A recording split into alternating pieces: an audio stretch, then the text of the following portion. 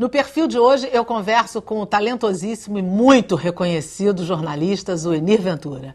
Zuenir, deixei uma pergunta para você. Essas mídias atuais, que se agregam, as que já existiam desde o tempo que você era jornalista na profissão diária, o que você acha disso? Isso deve ter o lado bom e o lado ruim. O que você pensa sobre isso? Exatamente o que você disse. Quer dizer, é uma revolução tecnológica, né, que está acontecendo e que tem perdas e ganhos, né? Quer dizer, a internet, claro, a gente sabe que ela trouxe, né, para o jornalismo, inclusive de velocidade, né, de simultaneidade.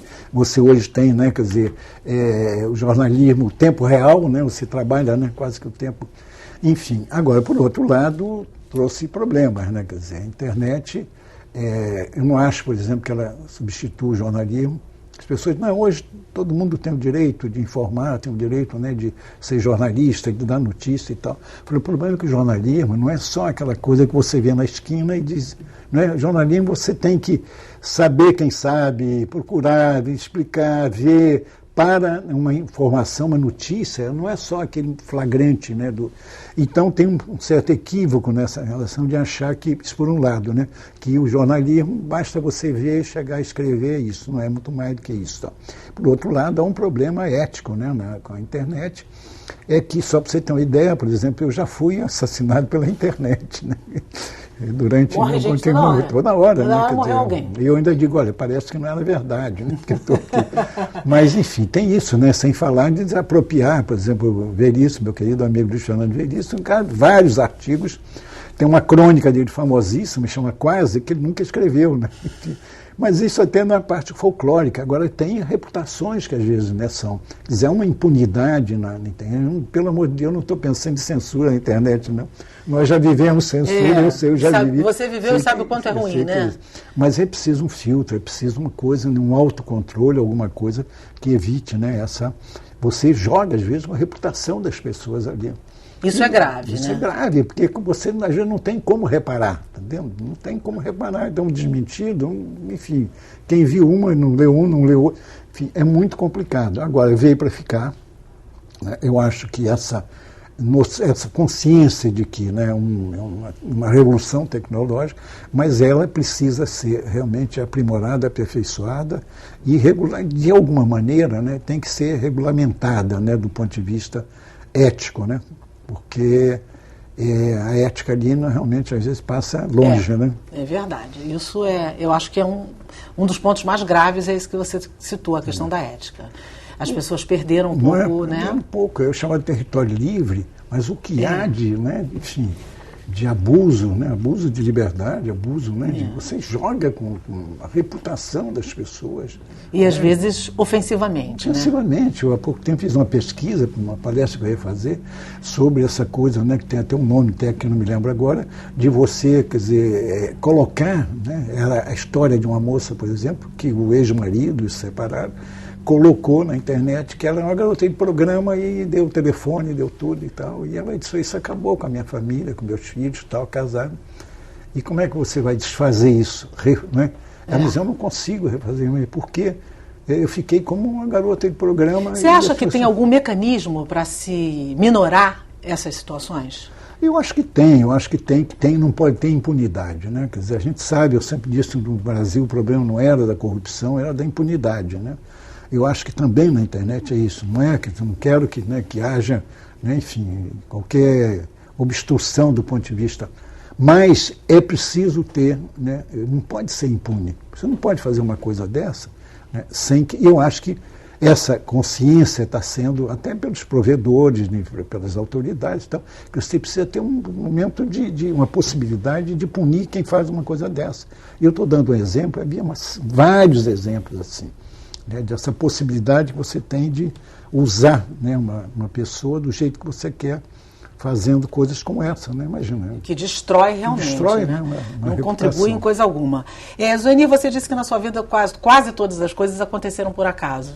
ser jornalista foi uma delas. Ser escritor também foi assim? Também foi. Não, eu fui escritor, eu digo, porque a Mary, minha mulher, mandou. A Mary manda em mim. Né? Aliás, a Mary é uma querida, né? Ajuda a gente, colabora. Eu vou aqui mandar um beijo para a Mary. Obrigado, Mary, por ter nos ajudado a trazer o Zuenir aqui no programa. Não, como diz um amigo meu, não, o Zuenir não é nada. A Mary, sem a Mary, ele não é ninguém. Ela que escreve as crônicas dele, ela que faz... Ele é o pseudônimo. Quase. É quase isso, né? Mas um dia o Sérgio Lacerda, filho do Carlos Lacerda, né? Imagina, na época da tribuna ele era garoto e tal, mas depois assumiu com 18 anos, 19 anos, enfim. Para resumir, ele foi editor, né, da Nova Fronteira, uma grande editora. O pai dele fundou e ele continuou. Um dia encontrou com a Mary e aí disse o seguinte, olha, ano que vem vai fazer 20 anos de 68, o Zuenir podia escrever um livro sobre isso. A Mary falou, vou falar com ele e tal. E falou. Eu falei, mas imagina escrever livro, nunca pensei em escrever livro, nunca quis escrever livro e tal. Mas ela falou, ele está insistindo. Aí ele me ligou. Eu falei, Sérgio, eu não tenho a menor condição. Primeiro que eu estou trabalhando no Jornal do Brasil, não tem tempo, não, mas você pede uma licença, eu pago, não sei o quê. Não, enfim, e continua insistindo. E aí um dia a Mary falou, não, você tem que escrever esse livro. Aí eu escrevi o livro, né? Passei 10 meses escrevendo o livro. Eu até diria, felizmente, insistindo. Eu faria esse adendo. Aí eu falei, bom, mas achei que ia ser um fracasso. Imagina, 20 anos depois, quem que ia se interessar por 68 e tal. Mas por aí cheguei a fazer uma aposta com 2 colegas meus do jornal, trabalhando no Jornal do Brasil, que ia... Falei, olha, isso não vai acontecer nada com esse livro, não vai ter uma edição, não vai ser na primeira, porque... Aí, por insistência dele... Vamos fazer uma aposta. Aí eles falaram, se tiver mais de cada edição, você dá uma garrafa de uísque e um jantar para gente, para cada um deles. O livro já está na 40ª, não sei quanta edição, mas eu nunca paguei essa aposta. E você está contando aqui, eles vão te cobrar agora, eles vão começar a te cobrar. Já pensou se cobrar com juros e correção, juros, hein? Pois é, o Fábio e o Chico. Mas aí... Enfim, depois desse livro, né, pelo momento em que ele saiu, né, que foi em 88, aí já estava, né, enfim, a ditadura no fim, era um momento de muita demanda de ética, né, de paixão. E o livro, essa geração era tudo isso, uma geração ética, uma geração apaixonada pela causa pública. Que foi um divisor de águas o livro que você escreveu, em 1968. Você botou na ordem do dia assuntos que continuam nos permeando, não é? Você trouxe para cena... assuntos que até hoje continuam ecoando, né? Mas aí, olha, vamos fazer justiça, não é falsa modéstia, não. Mas é porque também bateu no momento, né? Eu me lembro que depois, né, nos lançamentos e tal, eu dizia para os jovens que vinham, né, pedir autógrafo, falei, vem cá, mas você, nem seu pai era nascido.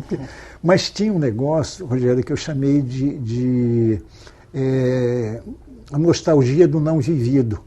Uma geração que tinha ouvido muito falar pelos pais, pelos tios, avós e tal, né, e queria saber o que tinha acontecido, que ano era esse, né, que o meu pai falava. E eu acho que a primeira onda de leitores foi da própria geração, né, os egressos da geração de 68, depois dos filhos, sobrinhos e tal. Mas eu acho que muito por isso, por um ano, por uma época que exercia um fascínio muito grande e tal. Né, porque era mágico, 68 foi um ano assim, muito mágico, foi em todo o mundo, né, cada país tinha, né, a mesma trilha sonora, os mesmos cabelos compridos, as crianças, as moças, né, enfim, de minissaia. E colocavam assuntos como a minissaia, o racismo e outras coisas mais que estavam permeando o mundo naquele momento e que 68 abraçou tudo isso, né? Não, você vê exatamente nessa época, você vê um movimento feminino, né, feminista, ganhou corpo naquela época, o movimento negro foi importantíssimo, o movimento o homossexual, né, quer dizer, o movimento gay, o movimento ecológico, enfim, foi uma época realmente que lançou, né, bases, lançou assim, uma época matriz, né? Então, e hoje quando pergunta assim, já terminou o ano, porque o título é o ano que não terminou. O ano que não terminou. O fato de estar perguntando já é sinal de que ainda está por aí, né? Por causa desses temas, né? Quer dizer, que eram relevantes e continuam sendo relevantes, né? Eu até já disse para você em off, vou dizer de novo e digo sempre, esse livro você sabe que eu já te disse, esse livro mudou a minha vida como estudante. Eu fiquei muito orgulhoso disso. Imagina, muito eu mesmo, tive a honra, muito inclusive, honrado, de ter autógrafo no meu livro velhinho. Na primeira edição. Na primeira edição que eu conheci na universidade, mudou a minha forma de pensar, a minha forma de ver a vida, a minha forma de entender muita coisa. Realmente, para mim e para uma geração, e acho que até hoje, é um divisor de águas realmente.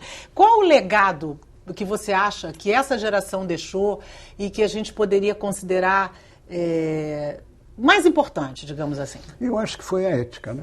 Essa geração, que era a geração, né, que se dizia, né, porra louca, que fazia tudo, ela realmente foi, com todas as loucuras que fez, desatinos e tal, mas ela era uma geração que lutou pelos seus ideais, né? Ela deu, muitos deles deram a vida, né? Quer dizer, foi uma geração que muitos desses jovens perderam os melhores anos de suas vidas, ou na tortura, ou no exílio, tá entendendo? Ou na morte. Enfim, então essa coisa da ética, que o país está precisando tanto, né, hoje, precisando há muito tempo, mas basicamente hoje, eu acho que é o principal legado. E a paixão, melhor sentido da palavra, pela coisa pública, pela política. A política, né, não como enfim, como é que eu diria, para não ser muito ofensivo, mas enfim, a política como uma paixão, entendendo? A política como um ideal, entendendo? A política não como um negócio. Essa palavra que eu estava evitando, mas aí vai. Então, eu acho que isso, né, foi o principal legado dessa geração, né, dessa ideia, né, que eles defendiam nessa época de corpo e alma, né? Acha que perdemos a ideologia um pouco como nação? Você que trabalhou nos anos efervescentes lá da ditadura? Pois é, eu acho que hoje a gente, enfim, né, nessa situação agora, eu sou otimista, né, eu acho que vai tudo melhorar, enfim, costumo dizer que meu DNA dizia que eu ia ser careca e otimista, né, eu sou os dois. Mas, não, hoje a gente olha em volta, né, tem a sensação de que é muito mais... que não é mais um país ideológico, pelo menos não é mais uma geração ideológica, mas fisiológica, né? Quer dizer, o que realmente incomoda muito hoje é isso, né? Que os interesses fisiológicos, né, estão prevalecendo sobre os interesses ideológicos, né? Muito difícil você distinguir direita e esquerda, embora essa fronteira ela tenha sido diluída em todo o mundo, né? Quer dizer, esse maniqueísmo que era antes, né, na época, né, naquela época, lá é assim, ou esquerda ou direita e tal. Hoje, então, você pelo menos não tem mais como tinha, não é a ideologia. Aliás, até para o bem e para o mal, ou para o mal e para o bem, porque era também uma situação, quer dizer, que era muito... era muito maniqueísta, né? Quer dizer, você era uma coisa ou era outra, né? Hoje você pode ser uma coisa, pode ser outra, né? E isso para o bem, né? Para o mal é que o bem está junto do mal e o mal está junto do bem, né? Então é confuso. Mas eu acho que é difícil hoje você estabelecer, como estabelecia, divisões assim, né? Muito rígida, o que é a esquerda e o que é a direita, né? Agora, o que mais me incomoda é que a ideologia está dando lugar à fisiologia, né? Você acha que os nossos jovens estão mais interessados na política de forma genuína? Eu acho que hoje, uma das dificuldades hoje, você estabelecer, né, fazer um diagnóstico, por exemplo, da juventude, é porque até o conceito de geração mudou. Você tinha naquela época uma geração, a geração de 68, você fala uma geração. Hoje você tem várias, você tem tribos, você tem várias, né, gerações, várias tribos, com sua cultura própria, maneira de pensar, Então você tem, entre os jovens, você tem jovens, né, que pertencem a essa tribo, né, a tribo dos funqueiros, a tribo dos micreiros, né, a tribo dos universitários. É muito difícil você estabelecer, né, uma unidade única para a juventude hoje.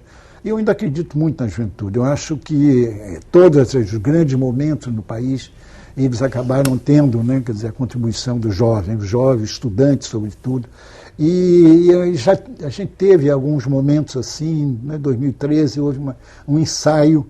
Mas está demorando muito, mas é assim, 68 não caiu de um dia para o outro, né? Veio se fermentando. Veio acontecendo e naquele ano fechou. Eu acho que vai ter um papel muito importante nessa transformação, né? Nesse momento de transformação que a gente está vivendo. Mas você não acha que cai um pouco o jovem hoje não tem um pouco da desilusão do que ele está vendo, assim, não acredito muito pelo que vejo? Tem razão, essa é a pior coisa. Eu prefiro o jovem, arranjei, né? Enfim... raivoso do que o jovem acomodado, o jovem resignado, né? E o jovem acomodado, não adianta nada, essa expressão para mim é terrível, não adianta nada, é tudo igual, não adianta nada. E não é, né? Você não pode abrir mão da política, né? Quer dizer, a política é fundamental, né? Agora, enfim, você tem que diferenciar o que há de ruim nessa política, né? E hoje a gente vive um momento difícil, né? Mas eu acredito ainda no... E aí não é nem, enfim, nenhuma previsão assim muito otimista, não, porque é do destino, né, do jovem, é a transformação, ele tem energia, ele tem ideal, ele tem muito mais. Com tudo isso que está acontecendo em parte da juventude, eu acho que ainda há aí uma energia, né, para emergir, sabe, num momento determinado. E agora nós vivemos um momento peculiar da nossa história, dito por diversos segmentos, intelectuais, escritores, jornalistas, políticos, todo mundo, né? Estamos vivendo um momento, realmente, uma crise atípica, difícil, complicada. Como você se disse um otimista, você vê luz no fim do túnel? Mas você vai responder para a gente também depois do próximo bloco. A gente faz mais um rápido intervalo e a gente volta já já. Não sai daí não, que é bem rapidinho.